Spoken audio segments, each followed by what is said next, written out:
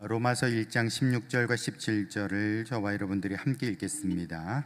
내가 복음을 부끄러워하지 아니하노니 이 복음은 모든 믿는 자에게 구원을 주시는 하나님의 능력이 됨이라. 먼저는 유대인에게요 그리고 헬라인에게로다.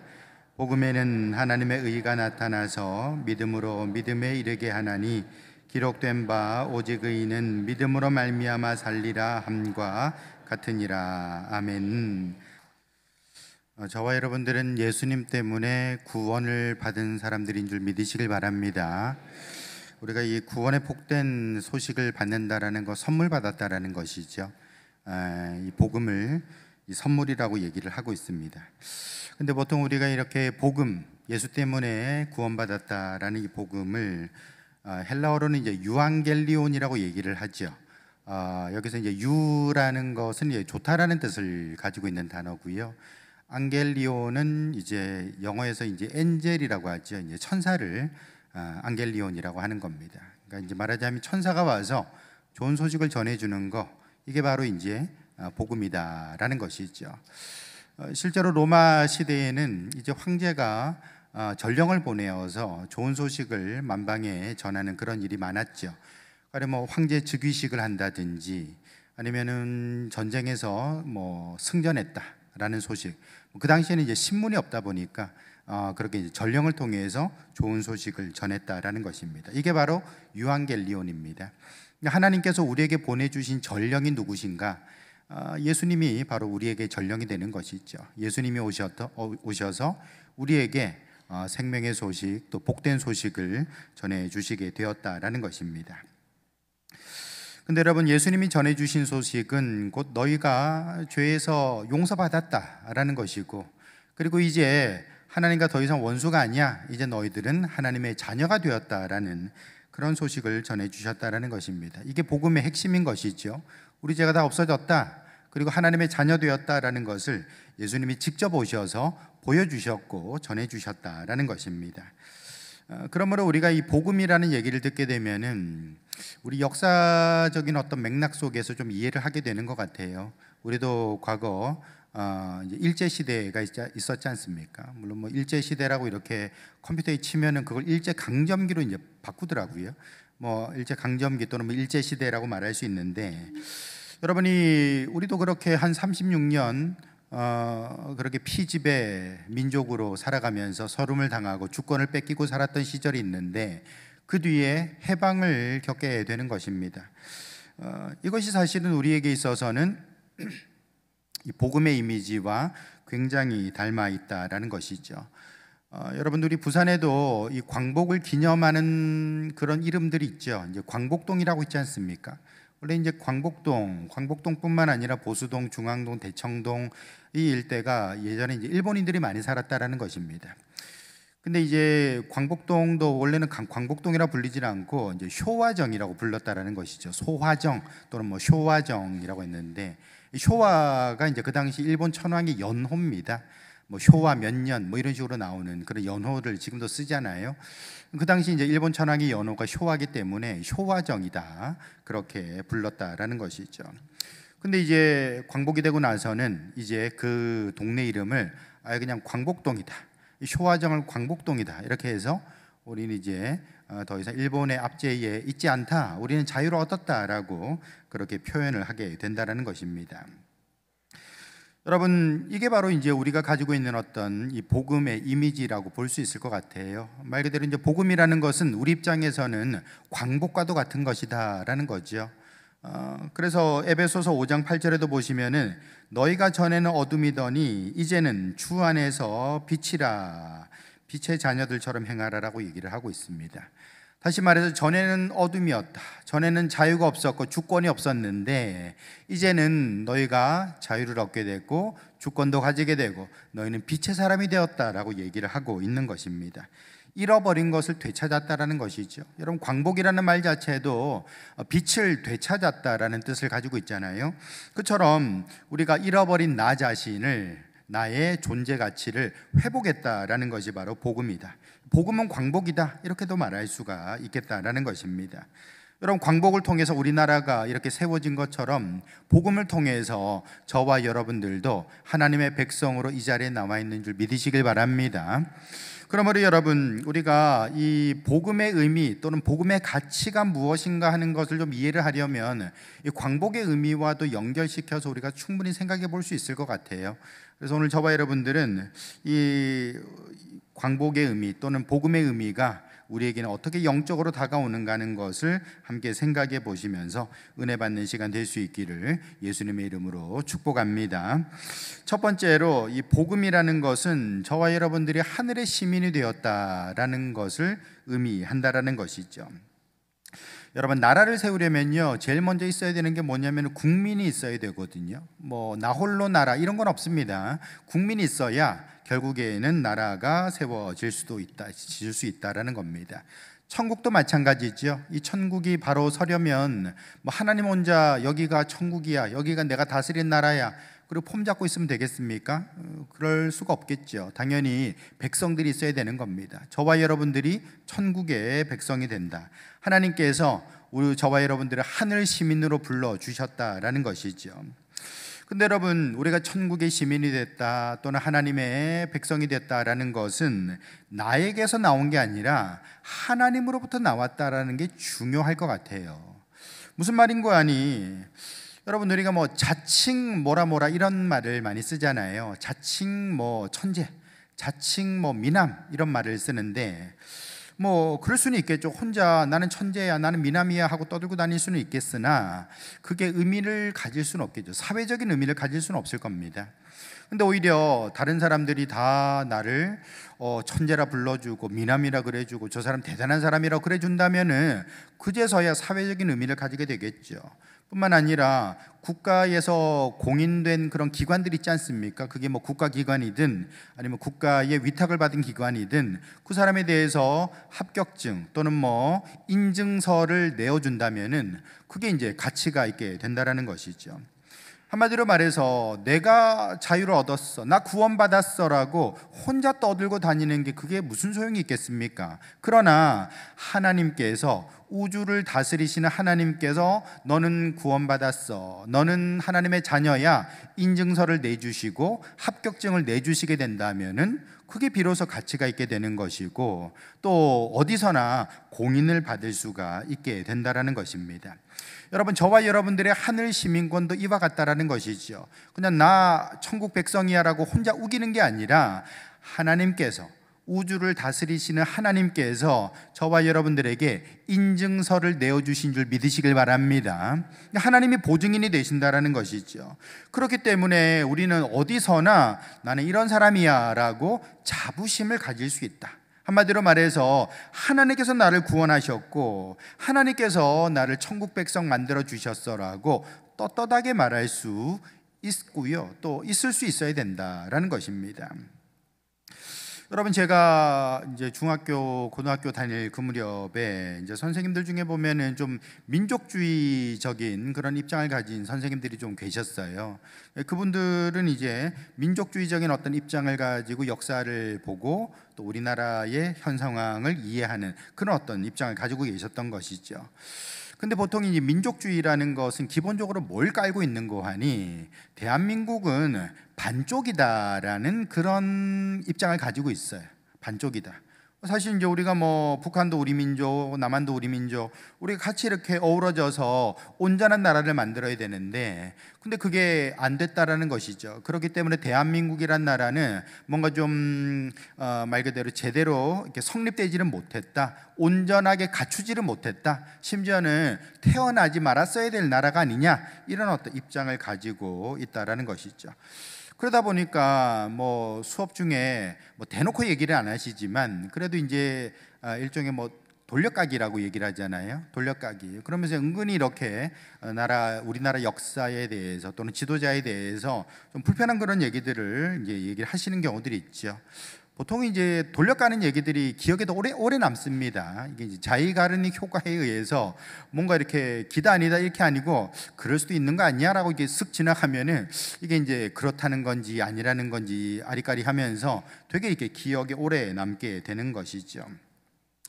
그래서 뭐 그 당시에 뭐 우리가 88 올림픽도 잘 치러냈고 또 90년대에 또 호황기로 들어가던 그런 무렵이었기 때문에 뭐 대놓고 까지는 못하죠. 뭐 발전하는 게 눈에 보이니까. 근데 뭐 대신에 이제 그 당시 유행했던 말이 지금도 생각나는 게 이제 무슨 천민자본주의, 대한민국은 천민자본주의다, 또 뭐 나중에는 뭐 미국이 종속될 거다, 뭐 이런 어떤 얘기들을 많이 하셨던 것 같아요.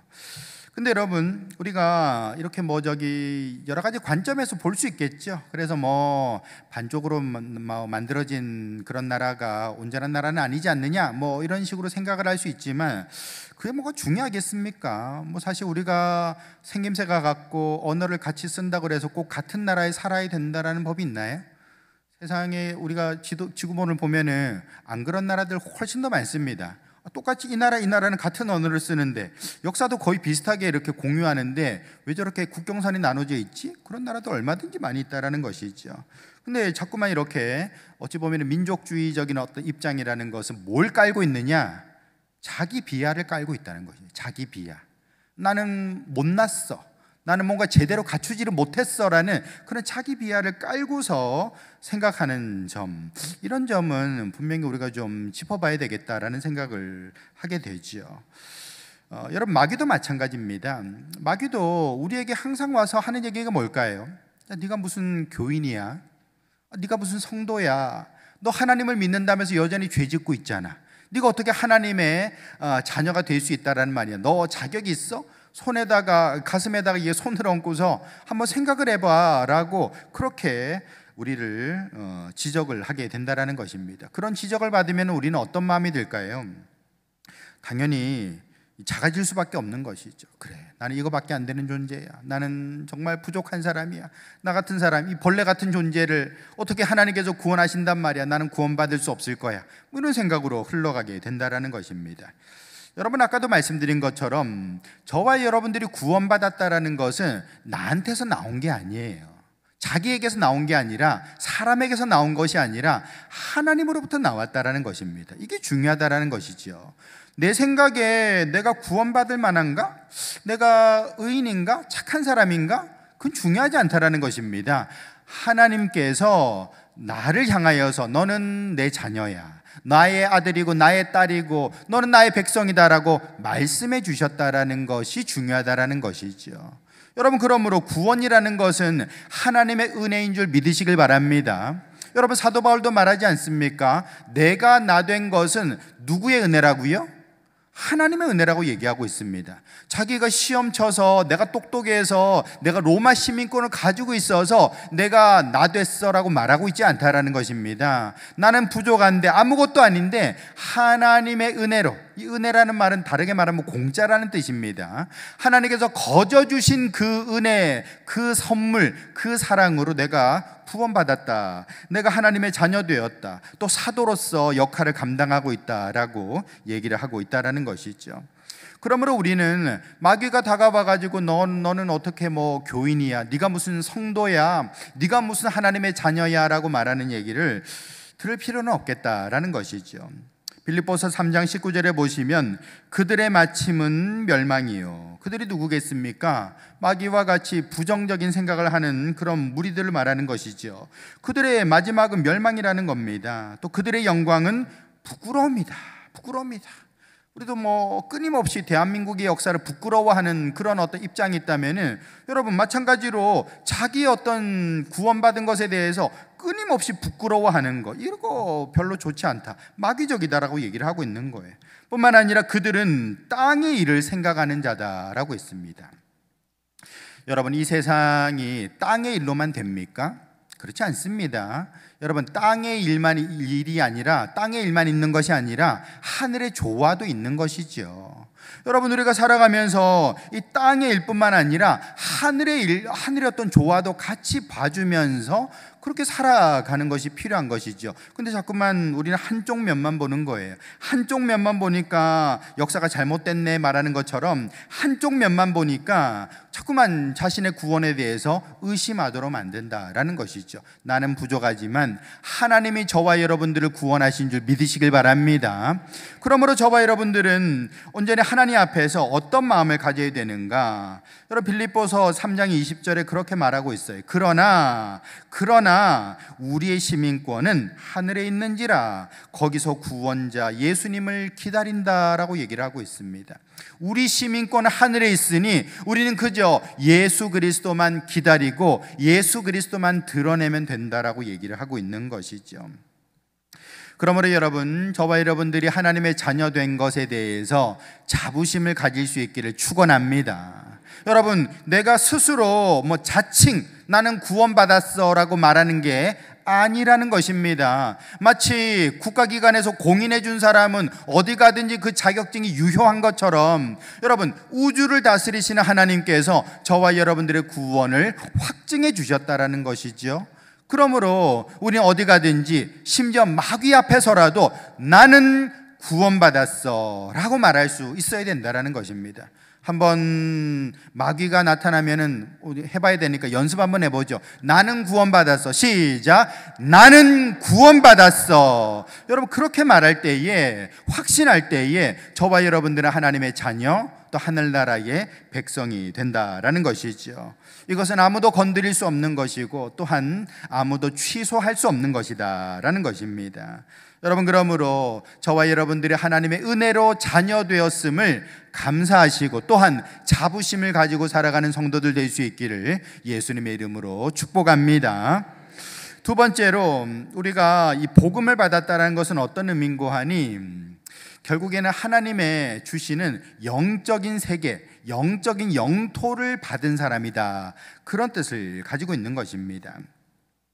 여러분, 우리나라가 발전할 때에 여러 가지 사건들이 있었습니다만 그 중에서 하나가 대표적으로 말하는 게 새마을 운동이라고 얘기를 하죠. 또 경부고속도로를 뚫은 거, 이런 것들을 우리가 얘기를 합니다. 근데 사실은 사람들이 잘 모르기도 하고 또 얘기도 잘 안 하는 부분이 뭐냐면은 이승만 대통령이 했던 그 토지 개혁이었습니다. 다시 말해서 우리가 해방될 그 무렵에 우리나라 인구 중에 한 70%가 농업에 종사를 하고 있었다라는 겁니다. 농사꾼이었다라는 것이죠. 근데 그 농사꾼 중에 80%는 소작농이었다라는 겁니다. 자기 땅이 없이 땅을 부쳐먹는다고 하잖아요. 남의 땅을 얻어다가 농사를 짓는 사람, 그 사람이 80%였다라는 겁니다. 나머지 20%만이 보통 지주라고 말하는 땅을 가진 사람이었다라는 것이죠.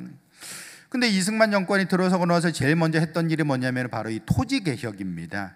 이 지주들이 가지고 있던 땅을 사들였습니다. 북한에서는 이제 무상 몰수를 했는데 그렇지 않고 무슨 국채 같은 걸 발행해 가지고 그 땅 주인들에게서 땅을 사들여서 땅이 없는 그 소작농들에게 땅을 나누어 줬다라는 겁니다. 그게 이승만이 했던 토지 개혁이죠. 무상으로 준 건 아닙니다. 5년 동안 그 매년 소출의 30%를 나라에다가 내도록 그렇게 이제 유상으로 해서 땅을 줬다라는 것입니다. 근데 이게 왜 중요한고 하니, 이승만 대통령의 이 토지 개혁을 통해서 일단 어떻게 될까요? 땅이 없던 사람이 내 땅이 생겼잖아요. 그러면 열심히 일을 하겠죠. 열심히 이렇게 일을 하게 되니까 농업 생산량이 늘어나게 될 것입니다. 그리고 또 한 가지는요, 몇 년 후에 전쟁이 터지잖아요. 6.25 전쟁이 터지잖아요. 여러분, 6.25 전쟁이 터질 때 왜 이렇게 많은 사람들이 나가서 이렇게 전쟁터에 나가서 나라를 지키겠다고 했느냐? 나라를 지킬 이유가 생겼잖아요.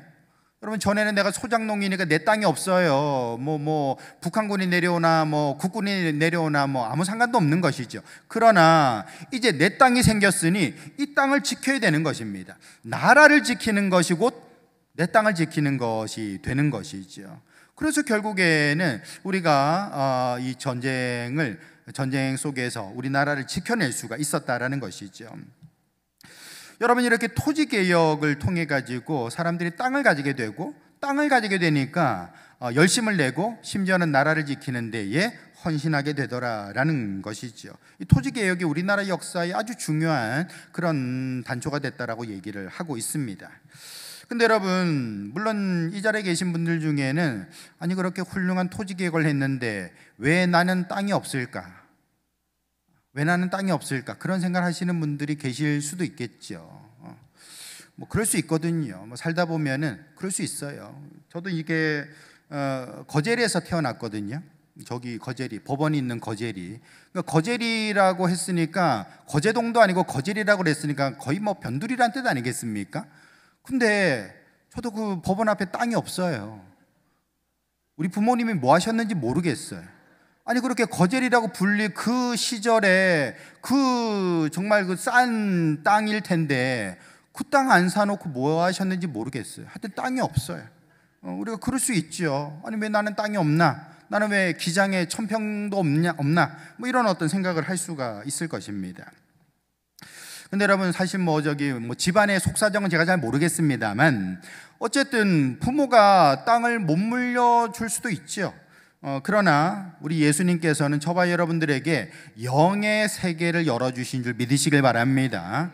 여러분 이게 아까도 말했지만 이 삶이라는 게 땅의 삶만 있는 거 아닙니다. 영의 삶도 있어요. 이 땅에 땅만 있는 게 아니에요. 영의 지경도 분명히 있다라는 것입니다.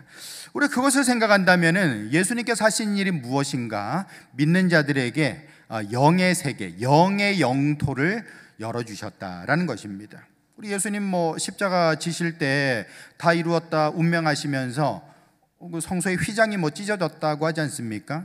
그게 어떤 의미일까요? 말 그대로 가려진 세계가 열렸다라는 것이죠. 이전까지는 가려지고 더 이상 나갈 수 없었고 있는지조차 몰랐던 그 세계가 우리 사람들에게 열려졌다라는 의미가 될 것입니다.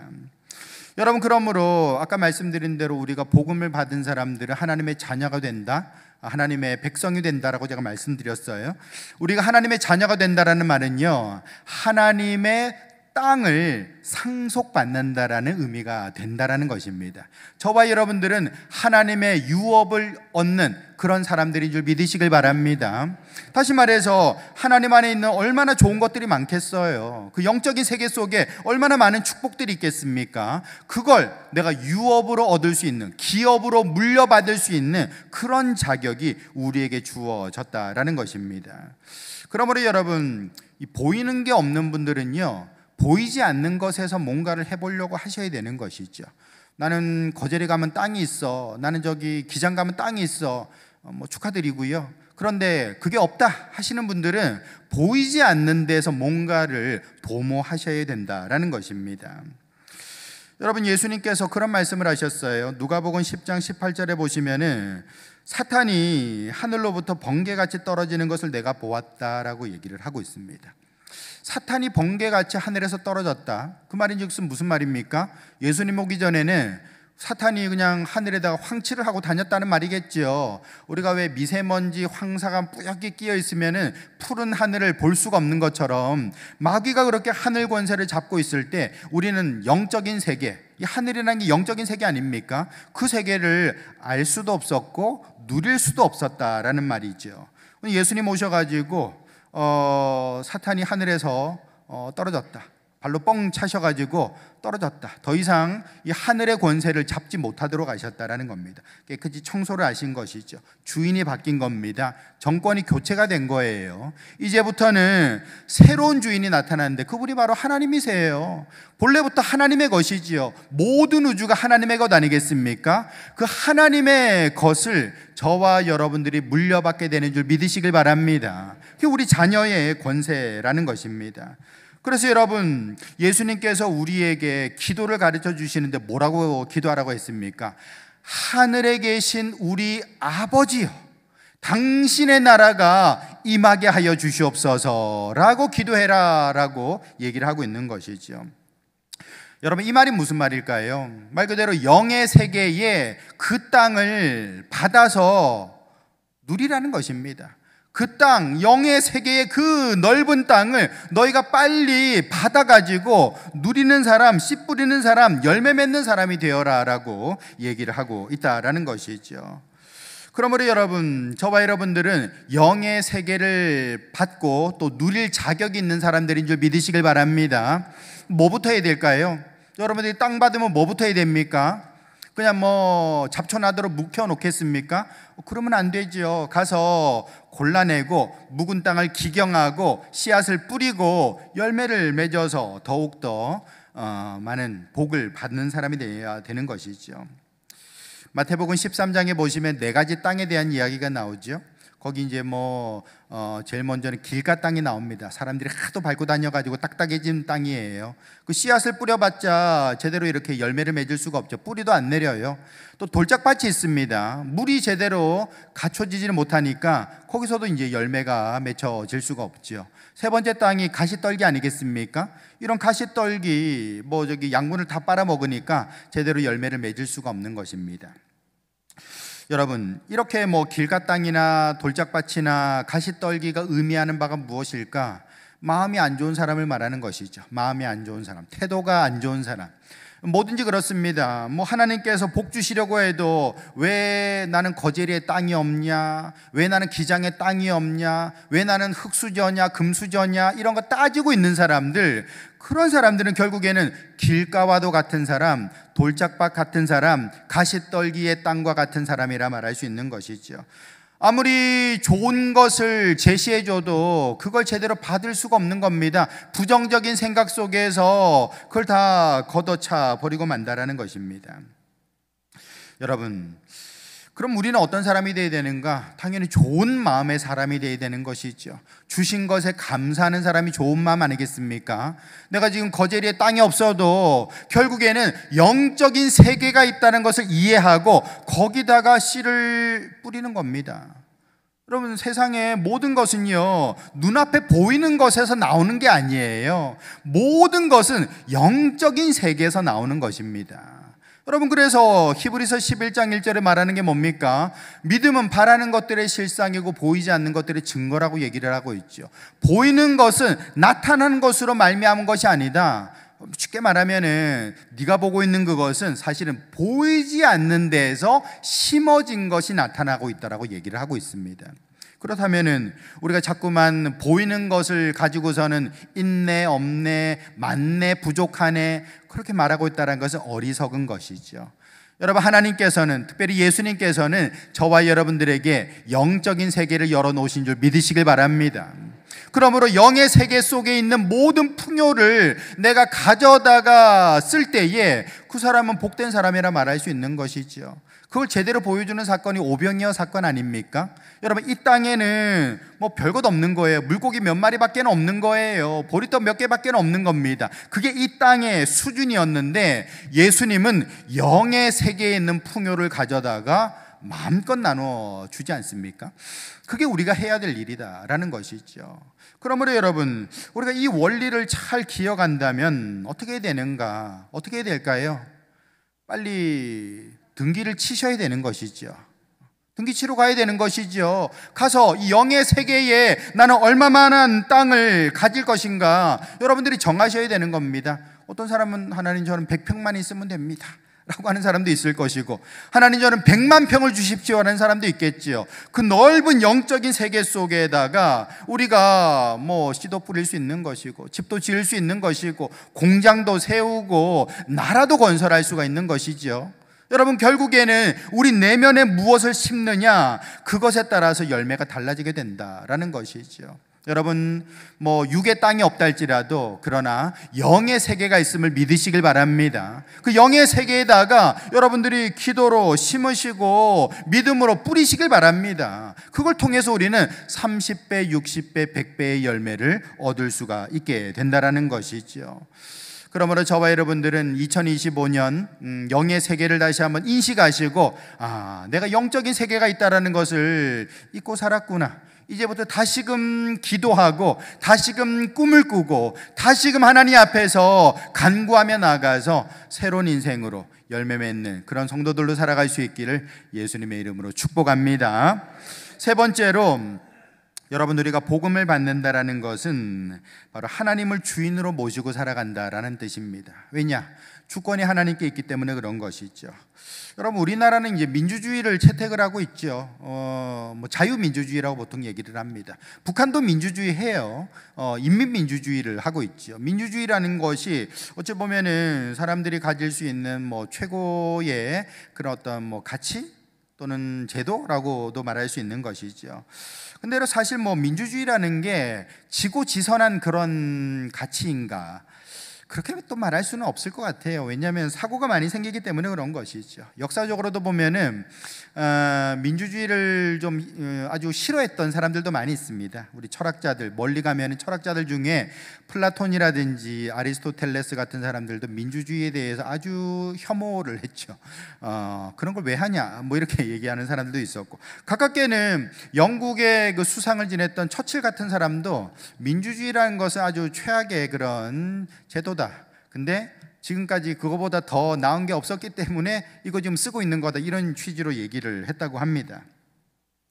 왜 이런 얘기를 하는가? 일단 민주주의라는 게 그렇잖아요. 다수결의 원칙을 따르지 않습니까? 숫자가 많은 쪽을 우리가 선택하기로 약속을 하는 것인데, 근데 여러분 그 다수가 무지하고 또는 우매하고 또는 뭐 이기적이라면 어떻게 될까요? 현명한 소수의 의견을 오히려 묵살함으로써 안 좋은 결과를 나타낼 수도 있는 것이죠. 그런 사례들은 뭐 역사 속에서 많이 있는 것이고요. 뿐만 아니라 여러분 뭐 미국 같은 경우에도 우리가 뭐 민주주의 하는 나라다라고 얘기를 하지만 진짜 민주주의 맞습니까? 어떤 그 정치학자들은 오히려 엘리트들이 이끌어가는 나라가 미국이다라고 얘기를 하죠. 그래서 뭐 민주당의 엘리트들, 공화당의 엘리트들이 뭐 싱크탱크라고 하죠. 그런 사람들이 어떤 의견들을 만들고 국가를 이끌어가는 어떤 방향을 정한다라고 얘기를 합니다. 그게 민주주의인가? 라고 했을 때 많은 사람들이 또 다르게 얘기하는 부분도 분명히 있다라는 것이죠. 한마디로 말하면 세상의 주권이라는 것은 불완전하다. 세상의 주권이라는 것은 심지어는 민주주의라 할지라도 불완전하다라는 것을 말하고 있습니다. 근데 여러분, 우리가 하나님의 나라의 백성이 되고 또 영의 세계를 이렇게 등기 쳐서 이렇게 받은 사람이 됐을 때 우리가 속한 그 주권이라는 것은 누구에게 있는가? 바로 하나님께 있다. 사람에게 있는 게 아니라 하나님께 있다라는 것입니다. 여러분, 주권이 하나님께 있다는 것은 어떤 의미인고 하니 흔들리지 않는다, 망하지도 않는다, 또 우리가 언제든지 믿고 신뢰할 수 있다라는 뜻을 가진다라는 것입니다. 여러분, 하나님은 신실하신 하나님이신 줄 믿으시길 바랍니다. 우리가 왜 성경에도 보시면 미쁘신 하나님이라는 그런 표현을 쓰잖아요. 미쁘다라는 게 무슨 말인가? 뭐 우리가 지금은 잘 쓰지는 않는 단어인데, 미쁘다라는 말은 믿음직스럽다라는 뜻입니다. 믿음직스럽다. 다시 말해서 신실하다라는 그런 뜻이 되는 것이죠. 여러분, 우리 하나님의 주권이라는 것은 뭐 흔들릴 이유도 없고요, 또 감정 따라서 뭐 이랬다가 저랬다가 할 이유도 없고요, 아주 정밀하게 움직이고 있는 것이고 그 모든 것을 성경에 기록해 놓고 있다라는 것입니다. 그렇기 때문에 하나님, 그 신실하신 하나님 앞에 나가서 우리가 얼마든지 요구하기만 하면 좋은 것을 주시겠다고 약속하셨으니 그 약속을 믿고 하나님 앞에 좋은 것을 구하며 나아가는 성도들 될 수 있기를 예수님의 이름으로 축원합니다. 여러분, 특별히 우리가 그 하나님의 주권을 활용할 수 있는 열쇠가 있죠. 그게 뭘까요? 예수님의 이름 아니겠습니까? 우리 기도할 때도 예수님의 이름으로 기도합니다. 왜냐? 예수님의 이름이 가장 강력한 이름이고 예수님의 이름이 가장 천국을 열 수 있는 열쇠가 되는 이름이기 때문에 그런 것이죠. 빌립보서 2장 9절에도 보시면 하나님이 그를 지극히 높여 모든 이름 위에 뛰어난 이름을 주셨는데 하늘에 있는 자나 땅에 있는 자나 땅 밑에 있는 모든 사람들이 그 무릎을 예수님의 이름 앞에 꿇는다라고 얘기를 했습니다. 예수님 이름보다 강력한 이름은 없다라는 거예요. 그러므로 저와 여러분들이 내가 하나님의 자녀로서 하나님의 복을 받고자 한다면은 뭘 해야 될까요? 예수님의 이름으로 기도하면 되는 것입니다. 여러분, 우리가 뭐 영적인 땅을 받는다, 뭐 그런 어떤 의미가 좀 추상적으로 다가올 수 있지만 쉽게 말해서 우리는 하나님의 자녀로서 영적인 그 세계에다가 예수님의 이름으로 믿음의 씨앗을 뿌린다라는 것이죠. 그것이 나중에 자라나서 열매를 맺게 되는 것이고 그것이 결국에는 우리 삶의 실상으로 나타나게 된다라는 것이죠. 여러분, 이제 뭐 이번 한 주간 이제 명절을 보냅니다. 말하자면 음력으로 이제 새해가 되는 것이죠. 음력 있다 보니까 우리는 거의 뭐 한 달 정도 이렇게 새해 얘기를 할 수가 있는 것 같아요.